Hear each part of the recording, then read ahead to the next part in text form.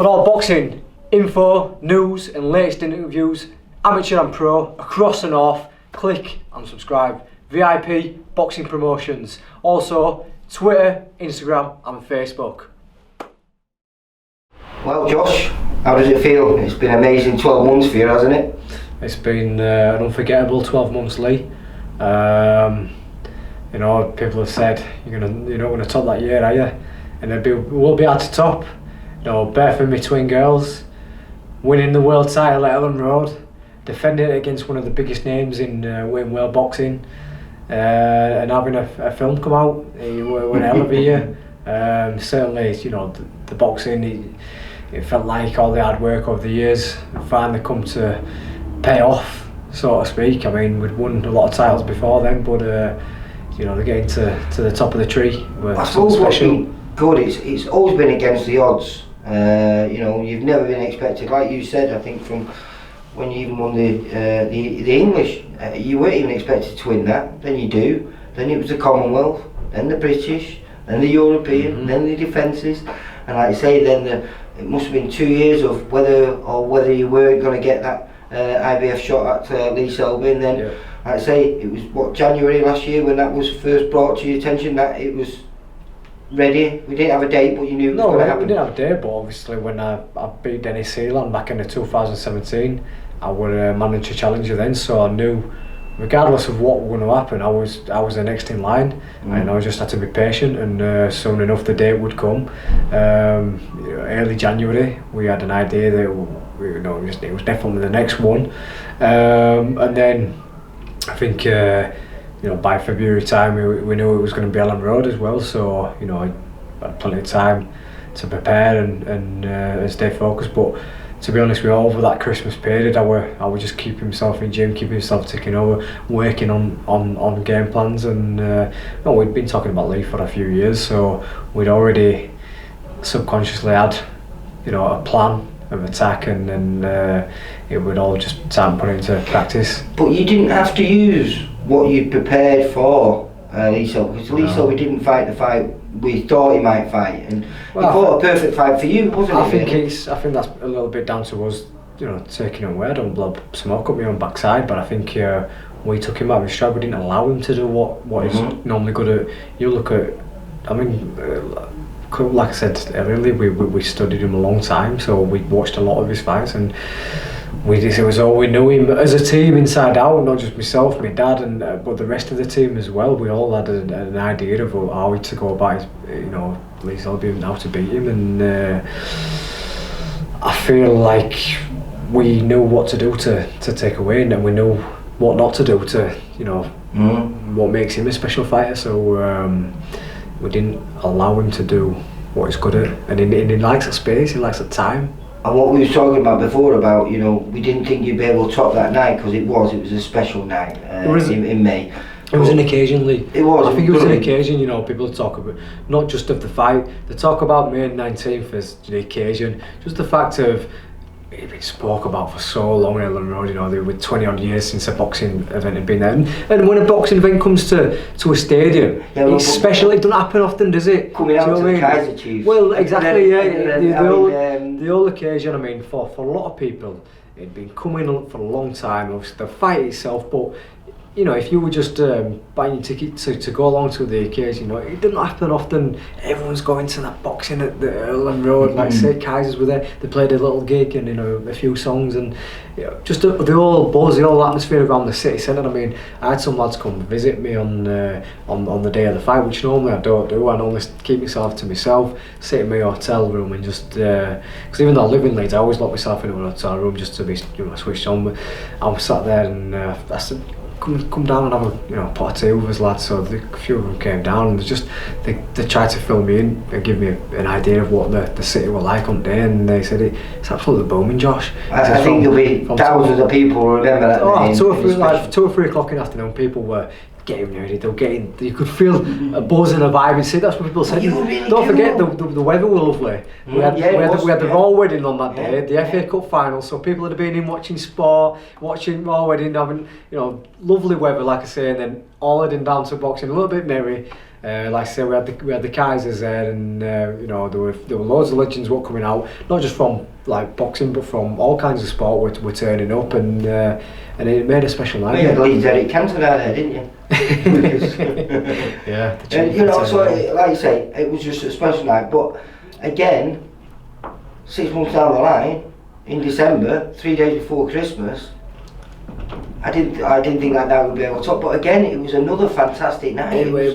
You know, because I think it'd be fair to say, Carl Frampton, arguably one of the biggest names in boxing, and certainly in the featherweight division, super bantamweight division. He was the man, wasn't he? Hey, most definitely. Again, no chance. Well, this is it. You know, him as a fighter, him as a pro fighter worldwide. You know, you talk Carl Frampton, you can speak about him in the States. You can speak about him over here, a household name. You know, and in terms of talent and pound for pound, you know, UK fighters, Carl's definitely there, and stepping into a challenge like that straight away. Well, you might have got lucky against Selby, but can you go on and Carl's another level, you know, and I'd been an admirer of Carl, you know, he's lot to like about him, excited. He'd been world champion, 2-weight world champion, beat Little Santa Cruz. I remember watching him in bar with Patrick Ireland, having a pint with Patrick. I'd beat Patrick Ireland at Leeds Arena, and we're in the bar at about 2:30, 3 o'clock. We're watching on a mobile phone. Me and him were a bit merry. We'd had a fight, and I'd stopped him in 9, and we'd shake hands, and we had a pint after. I remember watching Carl win his world title at featherweight then, you know, and then it's like, oh dear, hopefully we'll be at that stage one day. And 2 years later, we topping bill in Manchester and box office show and defending my world title against him. But yeah, he was one of them again. You get found out against Carl, he's another level. But again, it felt like there's no pressure on us. Was that really the plan, to go out like you went out? Because I think those first 2-3 rounds, everyone are going to talk about probably for a long time. So he had like the Adler Earns kind of rounds. Without doubt, yeah. To be honest with you, we talked about a few different starts, and you know, fights can change. They don't always go to a certain script. And we talked about quick starts. We talked about tough starts, as in like it might be really, really technical. We talked about him coming out for a fast start. We talked about him like running out at first bell and maybe trying to put it on me and catch me cold. So we'd prepared for all kind of scenarios. And I think on the afternoon I talked to my dad and said, you know, got to get to it early. Got to take that confidence away. Got to take that. Can't let him build any momentum. Can't let him get into his stride. And it was a case of when. And an opportunity arose in the first minute or so, and as soon as they stopped moving, then that was it. I would have let him go. I think everyone expected it to be a good fight, but it was a great fight, and I think it made everyone's Christmases. It was great preparation. It was a great fight.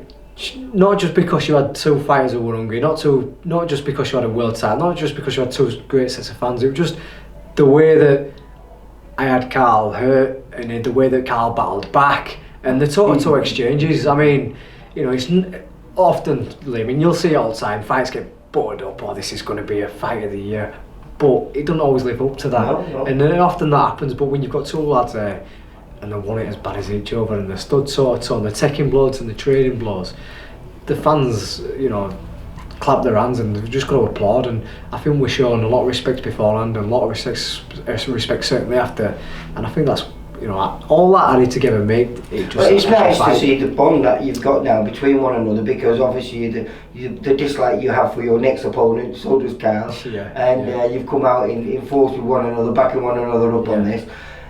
Does it feel a little bit of a disappointment, because you was looking forward to a possible unification fight, but now you have to defend against Kid Galahad? Yeah, it's just one of them. It's just a bit of a setback. Well, let's say a setback. It's just a delay. We'll call it delay, you know, in my head.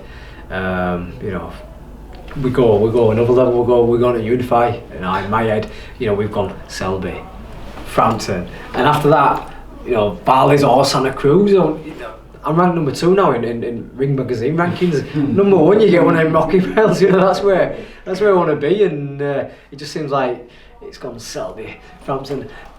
Barry from Sheffield. But it's a great domestic fight. It's a good domestic fight, and obviously the IBF enforce the rules, and obviously it gives the fighters below an opportunity to get up to the level, and you know they're very strict with the mandatories, and if I don't fulfil the mandatory, then I'll be stripped to my title. And who wants to fight an unbeaten, you know, like fighter like myself without a title? At least that's my bargaining power. That's my bargaining tool. So you don't want to give up a title when you've worked so hard to get there. You're a champion. You should defend your belt with honour. You should defend your belt with pride. And I want to be walking into them other world title fights. Against other champions as a champion. You know, I want to be going into a fight with Santa Cruz or Valdez or Russell. As a champion, well, this is a why. Like you want those unifications. Exactly. You want to pick up, not only just keep hold of your own belt, you want to pick up their belts as well. Yeah, exactly. So, you know, Barry is I always got to there so quickly. I don't know. I feel like I was chipping away at that for ages, but you know, he's there. He won his final eliminator, and which is a bit similar to what I suppose Lee Selby didn't really want to fight you. You know, he was forced to or vacate. So you're in a similar situation. But things have changed a little bit for you, because the perception of Josh Warrington is that nobody likes you, nobody likes Leeds, nobody likes you. I think that's changed a little bit, mate, because you're fighting someone that's disliked a lot. Yeah. And I think after your achievements of beating Lee Selby and Josh Warrington, I think people are beginning to embrace you. Yeah. And now going into this fight not only as a favourite but everyone wants you to smash Kid Galahad. Yeah, it's funny how it goes, and it's something 12 months ago no one wanted to talk to me in that kind of light, you know, where I say I got me a fair bit of flack on social media, a fair bit of stick. I often wonder why that was the case. Obviously, maybe a lot of it's down to me being associated with Leeds. Well, I'm just proud of where I come from, and you know, I'm just a lad who supports his local football team. A lot of people put it down to that. Some people might put it to the fact of how much, you know, my previous promoter drummed up when I was coming through the rankings. You know, I come through very quickly, and everyone were making a bit of a fuss, and obviously having the support. And the world titles fights didn't come straight away, but I've just kept my head down and chipped away, and I think people are really now, I think they're starting to see what I'm capable of doing. I think I'm bringing it to the table, and they're appreciating that now. And the way you're doing it as well, mate. Yeah, the support's very, very welcome, and you know, people might have seen a bit of a nasty side or out of character side to me when I boxed Lee, but that's because I think the fight had gone beyond just sportsmanship, it being a bit personal. But you know, the fight against Carl is now it's normally how I always conduct myself. You know, I think they were building up to that level. There was always a bit of pressure. You know, it was always you know, that big fight soon. You can't fall at this hurdle. So I'm probably more tense going into them fights than I was going into against Lee and Carl. Now I'm at this level, I feel like I can really show what I'm about, and I think that's why the last two performances have been as good as they are. But me taking them fights back to back, when you get to this stage, there's no point in, you know, I mean, some people are milky and they want to get as much paid. I'm a fighter, man, and I want to be part of these big nights going forward. I want, like I say, I could have it my own way. I just have the champion after champion after champion. I believe now at this stage, there's no one in featherweight division who can beat me. I genuinely believe that, and you want to fight the best. The fans love that. The fans want to see you to fight the best, and that's what makes them get excited about boxing, and I think that needs more of it, but that's me from heart, man. Well, like you say, it's just the fact that your mindset when I spoke to you before Frampton was you were training still like the challenger. Yeah. Because no one again really believes you're going to win that fight. Yeah. How do you go into this fight? Do you go in with the same mentality? Do you go in there with the fact that I'm the underdog? Because you're not. You're the favourite now. People are talking about you. Not only that they want you to smash him, but they believe you're going to smash him. Yeah. Even though he believes, I think he said in an interview only a few days ago with Box Nation that he believes he'll take you out inside 9. Yeah. I mean, he's chopping and changing. Last week, my dad was going to pull me out. This week, I'll be out inside 9. So I'm getting further into the fight now.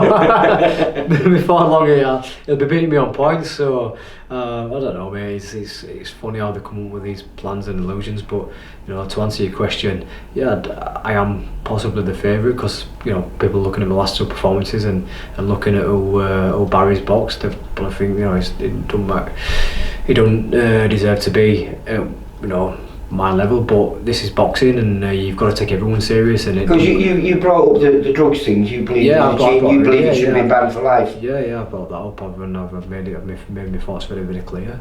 Which is both what Carl says as well. You would never give him a payday. I think I spoke to Scott Quigg. He was the same type of thing. It's not a nice thing to be involved with. It's not, and it happens and. He's been given the grace to carry on. Not what I can do about that. I've just got to get on with it and fight him. But the way that you conduct yourself after an incident like that, you would want to conduct yourself in a better manner. More humble. Definitely so. People lose their lives in this game, and people walking around certainly like that. I mean, I don't know what if it's a persona. I mean, if it is, it's not working. I mean, Naz had it. But Naz were unique. Yeah, but he went out and delivered. I mean, he did deliver. He did deliver. It was exciting. Kid Galahad's last performances have not been spectacular, have they? He didn't always start off like that, didn't Naz? He didn't have that brash. You had a few cartwheels and whatnot in the ring, but he didn't have the cockiness until later on. And it's like if he's trying to follow suit, you've got to be backing up with results and performances.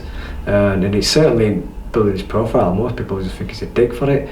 It's not certainly not bringing the fans to the table, is it? Because when he's boxed on any of Kel's undercards, you can't hear a crowd booming and roaring, can you? It's not working, and he's just becoming more and more hated. And if he thinks what he says trying to get under my skin and rile me up, it's not going to work. I think I've developed quite a thick skin over years. I mean, I've done anyway with my old fella being my old fella. But and the stuff we say is that fucking mental that it's almost laughable. You can't get annoyed at it even if you try to. So May time we get to fight and that's that really. And we're not that far away now. We're into February. What are your predictions then? What do you believe? I'll win him and I'll go forward, and it's just. Do you win on points or do you stop him? I'd be looking to get him out there. Obviously, I always go for a win. I don't just aim for a certain way, but if the opportunity arises to get him out there, then I'd like to make that statement. You know what I mean? And that sounds a little bit brutal, but I'd want to do it in a way where. And enjoy doing it. Leaves a mark, yeah. I don't think you shouldn't really let too much emotion get involved, because at the end of the day you've got to be switched on. But do it with a smile on my face. Josh, it's an absolute pleasure, mate. No, thanks. And good luck. It's not been announced yet, but we'll know it's going to be in the next few weeks. We'll find out a date. Yeah, we'll have. I think it's going to be May time, so we're aiming for that. So just keeping myself. I'm always fit. Would you just tick it over at present? Yeah, well, I can't myself. I love being in gym, but especially when momentum's going in this the way it is. I just want to be gym improving. I look at the fight against Carl. I think I could have done this better, could have done that better. I always want to beat my numbers in terms of strength conditioning and stuff like that. So what was your improvement from when you fought Lee Selby to? Because I remember your dad telling me your numbers were much. There was a big difference from Lee Selby to Carl Frampton. Is there more to come from you? Yeah, I think so. I think so. Sometimes you do reach certain levels and you think, it'll take a lot to push through, but I feel like I'm just reaching peak in terms of physical and my body and stuff like that. So I do believe there's more to come. Do you think there's another 12 months of improvement before you're the ultimate Josh Warrington? Yeah, certainly. There could be more things added to, more attributes added to this game. I could perfect certain little things, and I'm on the right lines now. We know as a team what they are, and it's just like I say, it's another bit of ammunition in the toolbox. So constantly wanting to improve my game, constantly want to just sharpen up that little bit more, and it just gives a little bit more When the fights come round, you're capable of dealing with anything, And dealing with it in style. what are your intentions for your legacy? What is the thing that you want people to remember Josh Warrington for? When your career's over, whenever that will be, what do you want people to remember you for? Do you want to make sure that you are the #1 featherweight in the world? No arguments, quest. Maybe just say, hey, he wasn't an half bad fighter, was he? I don't want him to. I'm not asking for praise and stuff, because even though he's very, very, very welcomed, and he's nice to be, congratulated and whatnot. I don't ask for praise. It's just I just make memories for the fans. Those who support me and pay their hard-earned money.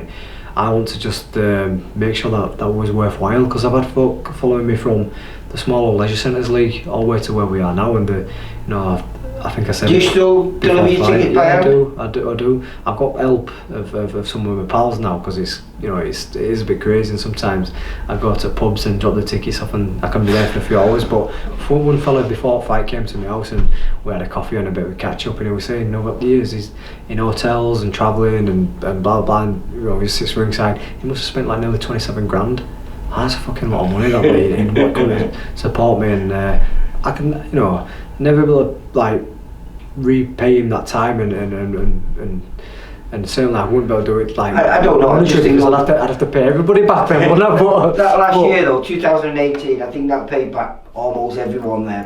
But that is it, and it's funny, because I seen someone in City Centre in Leeds, and they were telling me the same, bloody hell, Josh, I will be indebted to you for a long time. I said, what do you mean? He said, that night, May 19th. I said, I watched your Carl fight. I said, but for a local lad, watching a local lad, do business. He said that was very special, and you brought a lot of happiness to us over that couple of weeks after. So it's about making the memories for those who support me, and hopefully years to come, they talk. Not about me being a fantastic champion, not about me like winning all these titles, not even about me unify. Just like, hey, we enjoyed watching Josh Warrington. There were some good times, weren't there? That's how I want to be remembered, But I will say thank you to all the new fans who've come along. I know since the fight with Carl, we've adopted a lot of the Irish fans, and a lot of Carl fans worldwide, and welcome to the journey. And we just keep on making the memories, and there's another few good years in us left, so jump on board and enjoy it, and stateside we're coming. Josh Warrington, thank you very much. No worries, Lee. Take care. Thank you.